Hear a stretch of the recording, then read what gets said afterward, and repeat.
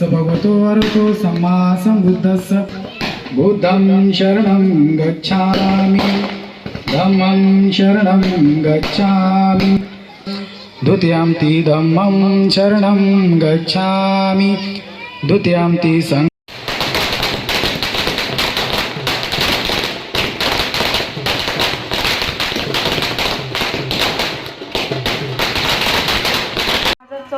माननीय विजयकुमार देशमुख यांनी विकासाची गंगा आपल्या प्रभागच्या अ मध्ये आणलेली आहे आणि त्याचे सगळे प्रत्यक्षदर्शी आपण आहात. कारण इतका म्हणजे गलिच्छ प्रभाग होता आपला आणि मी मालकांना सांगितलं की ज्यावेळेस 2017ची नगरसेवकची निवडणूक होती आणि मालक आम्हाला तिकीट देणार होते आणि आम्ही एकच सांगितलं की आमचा प्रभाग स्मार्ट सिटी मध्ये घेतलेला नाहीये पण सगळ्यात जास्त स्मार्ट करून दाखवणार आम्ही आणि तुम्ही निधी देणार मालक हे आम्हाला माहितीच आहे. मग मालकांनी आम्हाला भरभरून निधी दिलेला आहे आणि त्याच्या मार्फत मी जरी नगरसेविका असले तरी मी प्रामाणिकपणे मान्य करते की हे सगळं काही केलेलं असेल तर अजित भाऊ आणि अजित भाऊंवरती प्रेम करणारे त्यांचे कार्यकर्ते एसबी प्रतिष्ठानचे सर्व कार्यकर्ते यांनी कुठलंही काही कारण राहिलं तर प्रत्येक वेळेस भाऊच्या घरी येऊन सांगून की आपल्याला इथं हे कमी आहे तिथं ते ड्रेनेजची समस्या आहे रोडची समस्या आहे हे सांगितल्यानंतर आम्ही ह्या प्रत्येक गोष्टी मालकांच्या कानापर्यंत घातलेल्या आहेत आणि त्याच्यातूनच आपला विकास झालेला आहे. तुमच्या सगळ्यांच्या लक्षात येत असेल की आपण 2014च्या अगोदर आपला प्रभाग कसा होता आपली वस्ती कशी होती आणि 2017 नंतर आपल्या वस्तीमध्ये काय विकास झालेला आहे तुम्ही तुमच्या प्रत्यक्ष डोळ्यांनी बघितलेला असेल. मी जरी तुमच्या घरापर्यंत नाही आले तरी तुमचा अजित भाऊ तुमच्या घरापर्यंत आलेला आहे. तुमच्या प्रत्येक सुखदुःखामध्ये तुमच्या हर एक समस्येमध्ये त्यांनी तुमच्या सोबत तुमचा मुलगा तुमचा भाऊ म्हणून राहिलेला आहे. आणि यावेळेस 2024ची विधान परिषदेची जी निवडणूक आहे माननीय विजयकुमार देशमुख मालक हे 5व्यांदा मतदानासाठी उभारलेले आहे. त्यासाठी सर्व बहिणींचा आशीर्वाद त्यांना असणं मतदान रूपी आशीर्वाद तुम्ही सगळ्यांनी द्यावं या प्रित्यार्थ आपण ही ठेवलेले आहे. याचं एकच वैशिष्ट्य आहे की मालकांनी केलेला विकास याची जाण आपल्या सगळ्यांना पाहिजे. कारण मालकांनी कुठल्याच गोष्टीत कमी केलेलं नाहीये. प्रभाग 4 वरती भरभरून प्रेम केलेलं आहे. आपल्या इथं बुद्ध विहार झालेला आहे समाज मंदिर झालेले आहे. या माध्यमातून मालकांनी अभ्यासिका दिलेली आहे. विकास हा केलेलाच आहे आणि कुठलंही काम घेऊन अर्ध्या रात्री आपण मालकांकडे जरी गेलो अजित भाऊंच्या मार्फत मी म्हणते अजित भाऊंना का मध्ये घ्यायचंय तर प्रत्येक गोष्ट आम्ही साधी आपल्या प्रभागातली आपल्या वस्तीतली असेल तर आम्ही मालकांपर्यंत पोहोचवतो आणि ती समस्या मालक 5 ते 10 मिनिटातच सोडवतात. हा काही हरकत नाही भाऊ आपण हे काम करू. आणि ही समस्या सांगण्यासाठी आपल्याला कोण जवळचं असेल तर अजित गायकवाड जवळचे आहेत. मी जरी नगरसेविका असले तरी प्रभागातली वस्तीतली आपली वस्ती सगळ्यात सोलापूरच्या बरोबरीने आणण्यासाठी तुम्हाला सगळ्यांना पण आता तसं होणार नाही.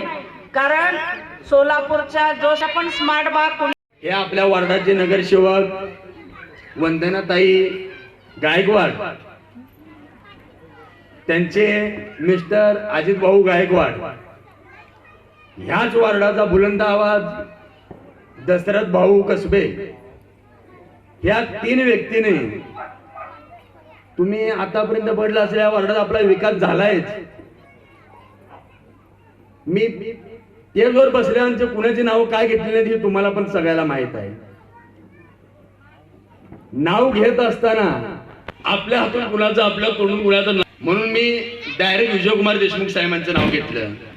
आणि आज आपल्या इथं ह्या मीटिंग मध्ये ज्यांची प्रमुख उपस्थिती आहे ते आमचे मार्गदर्शक आमचे विजयकुमार देशमुख साहेबांची 2 महिन्याखालची एक कथा सांगतो.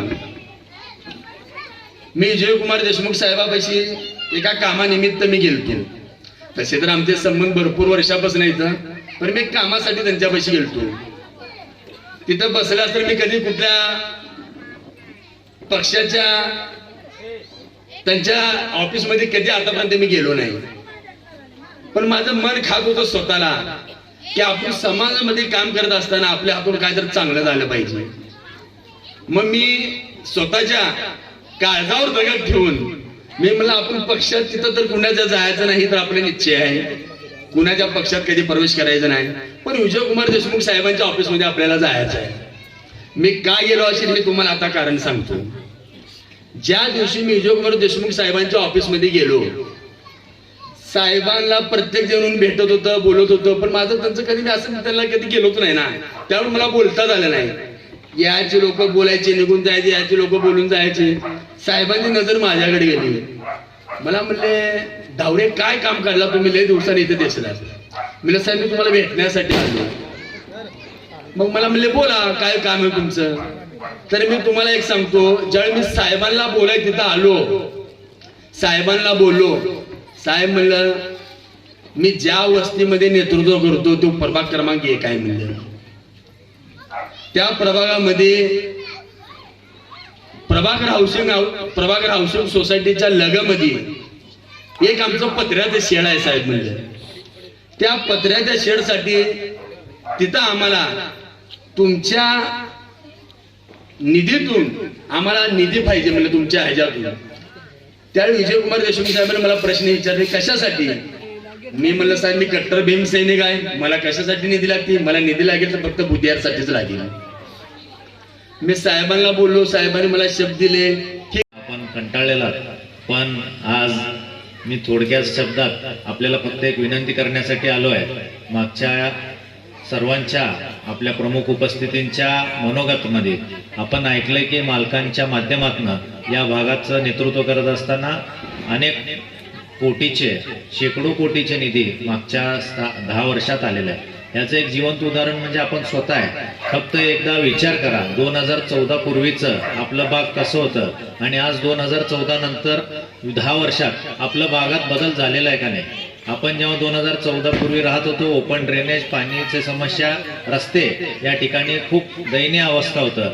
पण आज 10 वर्षानंतर आपण जेव्हा बघतो, आज आपल्या प्रत्येकाच्या दारात विकास काम पोहोचलेलं आहे. आणि या सर्व गोष्टी कसं आपल्या भारतीय जनता पार्टी व महायुतीचं जेव्हा सरकार येत आहे तेव्हा आपल्याला हे शक्य होत आहे, हे आपल्याला सर्वांना माहीत आहे.